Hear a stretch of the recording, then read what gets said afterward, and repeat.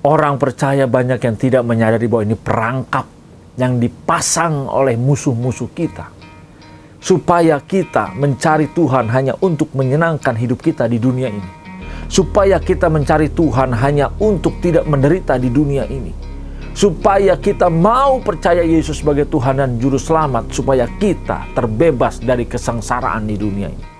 Ke gereja hanya mengharapkan kita hidupnya menjadi orang kaya, orang sukses dan berhasil. Ke gereja hanya mengharapkan kita bebas dari penderitaan. Tetapi berapa banyak orang datang ke gereja belajar bagaimana mengalahkan musuh, bagaimana memenangkan pertandingan iman, bagaimana kita bisa membuktikan musuh kita memang dia salah.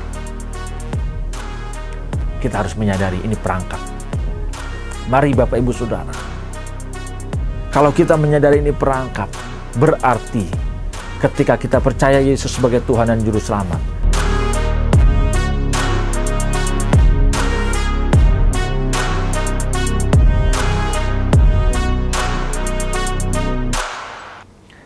Shalom Bapak Ibu Saudara yang dikasihi oleh Tuhan kita, Yesus Kristus dimanapun berada. Salam transformasi. Ketika kita mempelajari kehidupan Tuhan kita, Yesus Kristus, di mana dia mengalahkan musuh, dia berjuang memenangkan pertandingan dengan musuh, dia berjuang mengalahkan segala tipu daya musuh, hingga pada akhirnya dia mati di kayu salib. Yang orang lihat kematian di kayu salib sebagai suatu kekalahan. Tetapi orang tidak pernah melihat bahwa kematiannya di kayu salib sebuah kemenangan.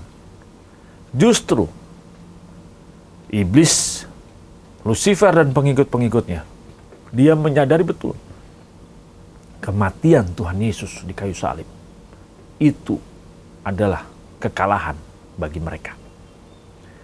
Iblis berusaha menghindarkan Yesus dari penderitaan.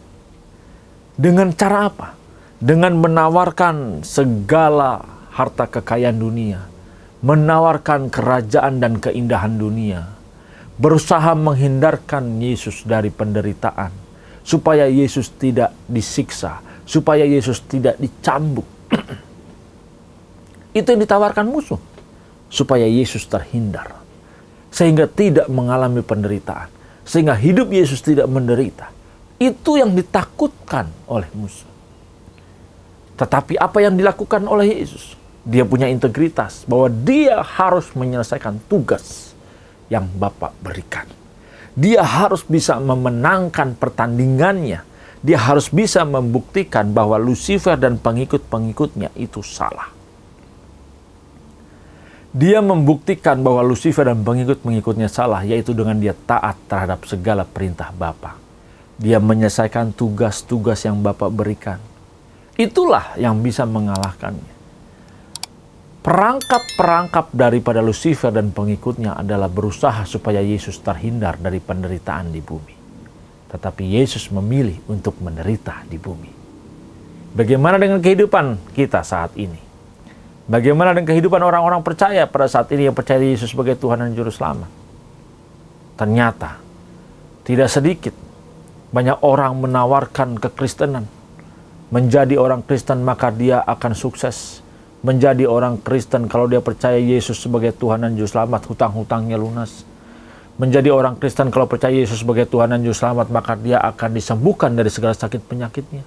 Menjadi orang Kristen kalau dia percaya Tuhan Yesus Kristus, maka dia akan bebas dari penderitaan. Menjadi orang Kristen percaya Tuhan Yesus Kristus, maka dia bebas dari penderitaan, dia bisa sukses, karirnya yang mandek dia bisa naik, yang tidak punya uang dia bisa diberkati, yang usahanya gagal dia bisa diberkati, berhasil.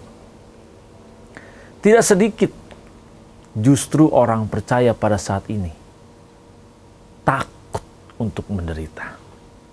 Makanya tidak sedikit juga orang datang ke gereja mau percaya Yesus sebagai Tuhan dan Juru Selamat, karena dia tidak mau menderita. Tidak sedikit orang datang dan percaya kepada Yesus Kristus Tuhan karena dia tidak mau mengalami segala permasalahan dalam hidupnya. Tidak ada manusia yang bebas dari masalah. Semua pasti menghadapi masalah. Kita sering sekali justru menyerahkan masalah kita, penderitaan kita kepada Tuhan. Tidak sedikit yang mengajarkan bahwa serahkan segala permasalahanmu kepada Tuhan. Dan mereka menggunakan ayat, marilah yang letih, lesu, dan berbeban berat, datanglah padaku. Dia tidak mengerti konteksnya apa. Yang dia inginkan, serahkan segala permasalahannya ke kaki Tuhan dan ke tangan Tuhan, supaya Tuhan yang menyelesaikannya. Dia tidak mau menderita di dalam kehidupan ini. Dia takut, makanya dia mau datang ke gereja, dia mau percaya Yesus sebagai Tuhan dan Juru Selamat, karena dia tidak mau menderita di dalam kehidupan ini. Orang percaya banyak yang tidak menyadari bahwa ini perangkap yang dipasang oleh musuh-musuh kita, supaya kita mencari Tuhan hanya untuk menyenangkan hidup kita di dunia ini, supaya kita mencari Tuhan hanya untuk tidak menderita di dunia ini, supaya kita mau percaya Yesus sebagai Tuhan dan Juru Selamat, supaya kita terbebas dari kesengsaraan di dunia ini. Justru ini yang disukai oleh musuh-musuh kita. Dia biarkan Bapak Ibu Saudara dan saya ke gereja, silakan. Tetapi ke gereja hanya mengharapkan Tuhan memberkati hidup kita. Ke gereja hanya mengharapkan kita hidupnya menjadi orang kaya, orang sukses dan berhasil. Ke gereja hanya mengharapkan kita bebas dari penderitaan. Tetapi berapa banyak orang datang ke gereja belajar bagaimana mengalahkan musuh, bagaimana memenangkan pertandingan iman, bagaimana kita bisa membuktikan musuh kita memang dia salah. Kita harus menyadari ini perangkap. Mari Bapak Ibu Saudara, kalau kita menyadari ini perangkap, berarti ketika kita percaya Yesus sebagai Tuhan dan Juru Selamat, jangan memperalat Tuhan dan menjadikan Dia sarana supaya kita bebas dari penderitaan di bumi ini. Penderitaan ada di bumi ini dan Bapak izinkan, karena melalui proses ini, melalui penderitaan ini, maka Bapak Ibu Saudara dan saya, kita dapat berubah. Manusia batiniah kita semakin disempurnakan dari waktu demi waktu. Tanpa penderitaan kita tidak mungkin bisa tampil murni. Tanpa penderitaan kita tidak bisa mengalihkan fokus hidup kita ke hal yang benar.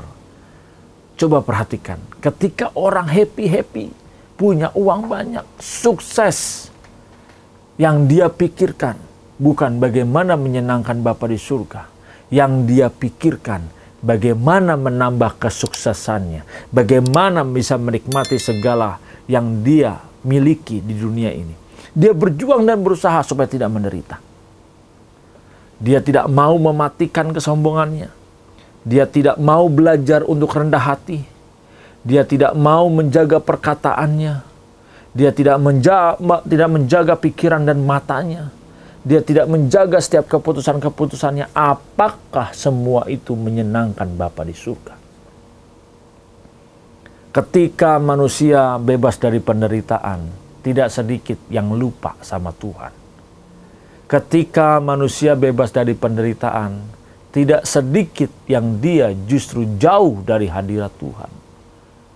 Tetapi berapa banyak ketika orang mengalami masalah, ketika dia sedang berada di ruang ICU, ketika dia sedang mengalami sakit yang tidak kunjung sembuh, ketika dia terlilit dengan hutang, ketika dia menghadapi masalah-masalah, justru dia berusaha dan berjuang mencari Tuhan. Berarti dia hanya mengharapkan Tuhan menolong dia untuk membebaskannya dari segala penderitaan. Padahal melalui proses masalah itu, diharapkan dia bisa mengutamakan Tuhan dalam hidupnya, bukan mengutamakan dirinya sendiri. Inilah perangkap-perangkap yang dipasang oleh musuh kita. Kita harus menyadari betul, kalau memang kita masih menderita, berarti Bapa sayang sama kita. Kalau kita masih menghadapi masalah dan tantangan, berarti Bapa sayang sama kita. Inilah sarananya, inilah prosesnya. Kita harus bisa mengikis, mematikan segala kenikmatan dunia yang kita nikmati sekarang ini. Segala kesombongan, segala kecongkakan, mulut kita yang sembarangan, mata kita yang sembarangan, pikiran kita yang liar, kita bisa mengarahkan ke arah yang benar hanya karena kita mengalami semua masalah ini. Jangan gunakan nama Tuhan untuk membebaskan kita dari penderitaan. Tapi kita harus mengerti apa maksud Tuhan untuk kita bisa terbebas dari penderitaan ini. Supaya kita bisa mengatasinya, mengalahkan segala penderitaan itu. Bukan penderitaannya, bukan masalahnya. Karena masalah bukanlah masalah. Yang menjadi masalah adalah cara Bapak Ibu Saudara menghadapi masalah tersebut. Tuhan Yesus Kristus memberkati. Salam transformasi.